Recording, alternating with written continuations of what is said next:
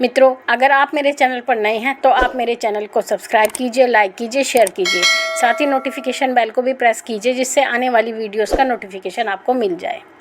मित्रों, आज का जो विषय है वो विषय ये है कि ऐसे क्या कारण होते हैं जिस कारण से सवारी बोलती नहीं है। देखिए, ऐसे कई कारण होते हैं जिस कारण से सवारी बोलती नहीं है। अर्थात सवारी आपके शरीर पर आती है, खेलती भी है और खेल करके चली जाती है, लेकिन वो आपसे कोई वार्तालाप नहीं करती, आपसे कोई भी वचन नहीं करती।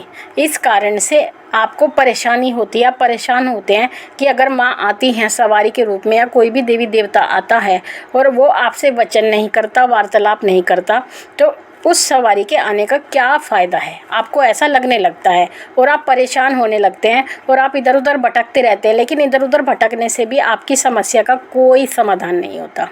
तो मित्रों, आज जो मैं बताऊंगी आपको उसके कारण बताऊंगी कि ऐसे कौन से कारण होते हैं जिस कारण से सवारी बोलती नहीं है। देखिए मित्रों, जो सबसे पहला कारण होता है वो ये होता है कि गुरु धारण ना करना। क्योंकि जो सवारियाँ आती हैं उन सवारियों को गुरु की आवश्यकता होती है। अधिकांशतः जो सवारियाँ आती हैं वो यही कहती हैं कि हमें गुरु की आवश्यकता है, गुरु धारण कराया जाए बच्ची को या बच्चे को, जिसको भी धारण मतलब जिसके शरीर पर भी सवारी आती है तो यही वो सवारी कहती है कि गुरु धारण कराया जाए। और अगर आप गुरु धारण नहीं करते हो तो इस कारण से भी सवारी बोलती नहीं है, या बोलती है तो गुरु के लिए बोलती है। तो अगर आपने गुरु धारण नहीं किया है तो सबसे पहले आपको गुरु धारण करना चाहिए। दूसरा कारण होता है, जो माँ का खप्पर होता है आप उसको नहीं भरते हैं। अर्थात इसका अर्थ ये होता है, खप्पर भरने का अर्थ ये होता है कि आप भोग प्रसाद आपको जो माँ को चाहिए आप वो नहीं दे पाते। अर्थात जिनके ऊपर सवारियाँ आती हैं उनको नियमित रूप से माँ को भोग देना होता है। यानी या तो आप सप्ताह में एक बार दें या 15 दिन में एक बार दें या मास में एक बार दें, लेकिन माँ से आपको ये वचन करना होता है कि आपको माँ को भोग देना है। भोग क्या देना है, इसमें भी आपकी इच्छा होती है। आप अपनी इच्छा से, माँ भगवती की प्रेरणा से भोग चुन लेते हैं। जैसे कि आपको मैं उदाहरण के रूप में बताती हूँ, अगर माँ काली की आपको सवारी आती है तो आप मान लीजिए सप्ताह में एक बार देना चाहते हैं या 15 दिन में एक बार देना चाहते हैं, तो आप क्या कर सकते हैं, 1 मीठा पान, 2 लौंग और 5 पताशे ये आप माँ काली को दे सकते हैं। या फिर आप नारियल भी दे सकते हैं, या आप अनार भी दे सकते हैं, या आप जायफल, मीठा पान, 2 लौंग भी दे सकते हैं। तो इस प्रकार से आप अलग अलग भोग दे सकते हैं, लेकिन भोग आपको एक बार चुनना होता है और नियत समय पर जैसे वो समय आता है आपको वो भोग देना होता है। तो इससे भी धीरे धीरे करके सवारियाँ खुल जाती हैं। साथ ही सवारी का आज्ञा चक्र तक ना पहुंच पाना, यानी जो आपके अंदर ऊर्जा चलती है वो आपकी कुंडलनी से होकर चलती है, लेकिन कभी कभी वो आपके कपाल तक नहीं पहुंच पाती, और कपाल तक जब वो नहीं पहुंचती है तो वो सवारी बोलती भी नहीं है। अर्थात जब तक सवारी जो आती है, ऊर्जा जो आती है, अगर आपके कपाल तक नहीं पहुंच पाती तो ऐसी परिस्थिति में भी आपकी सवारी बोलती नहीं है। तो इस कारण से भी आप जो है परेशान होते हैं कि क्या कारण है हमारी सवारी बोलती नहीं है।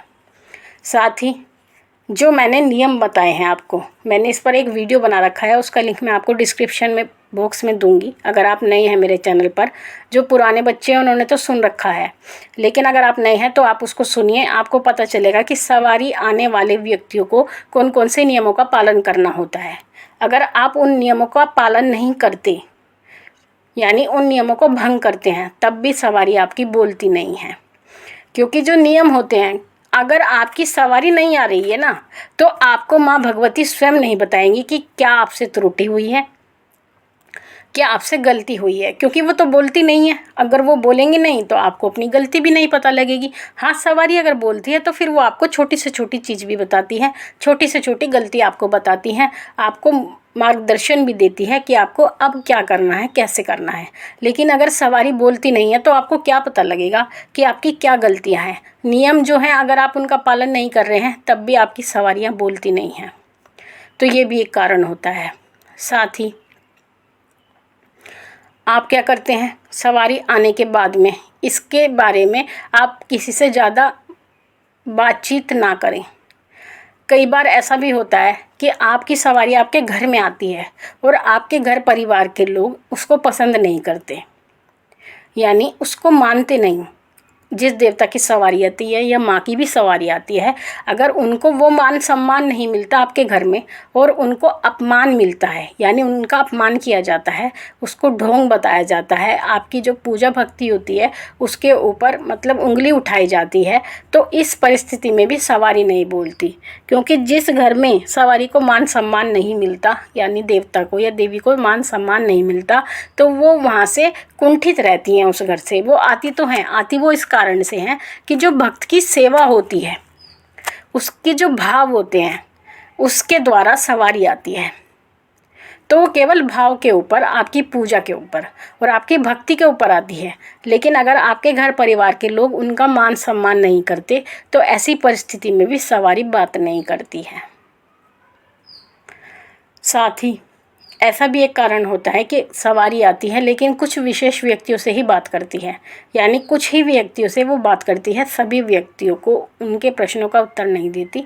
उसका भी यही कारण होता है कि अगर वो व्यक्ति जो उनके सामने बैठा है, उसके मन में सवारी के प्रति यानी देवी देवता के प्रति अगर अच्छी निष्ठा भावना नहीं है, मान सम्मान नहीं है, तब भी वो सवारी उसके प्रश्नों का उत्तर नहीं देगी या बिना बोले ही चली जाएगी, बिना आशीर्वाद के भी चली जाएगी।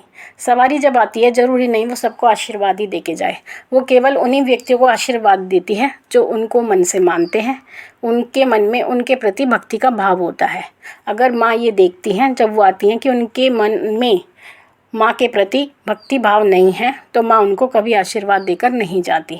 क्योंकि सबसे पहले अगर आप माँ की कृपा चाहते हैं तो आपके मन में जो है भक्ति का बीज होना चाहिए, और अगर आपके मन में भक्ति नहीं है, सच्चे भाव नहीं है, तो माँ भगवती बिल्कुल भी आपको आशीर्वाद नहीं देती हैं। वो आप जैसे हो वैसे ही परिस्थिति में आपको छोड़ करके चली जाती हैं।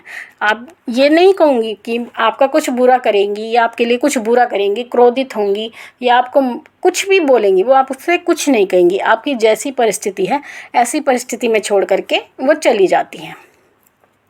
तो मित्रों, ये कारण होते हैं कि आपकी सवारी बोलती नहीं है। तो अब आप इस बात पर गौर कीजिएगा कि ऐसे क्या कारण हैं जो मैंने बताए हैं, क्या वो कारण आपके साथ आपकी परिस्थिति से मिलते हैं। तो अगर मिलते हैं तो आप इन जो आपके कारण हैं उनका निवारण कीजिए, तो आपकी सवारी बोलना प्रारंभ हो जाएगी। तो मित्रों, आशा करती हूँ मेरे द्वारा दी गई जानकारी आपको पसंद आई होगी। तो यही प्रार्थना करती हूँ कि वो आपके भंडारे भरती रहे, आपकी सभी मनोकामनाओं को वो पूर्ण करे।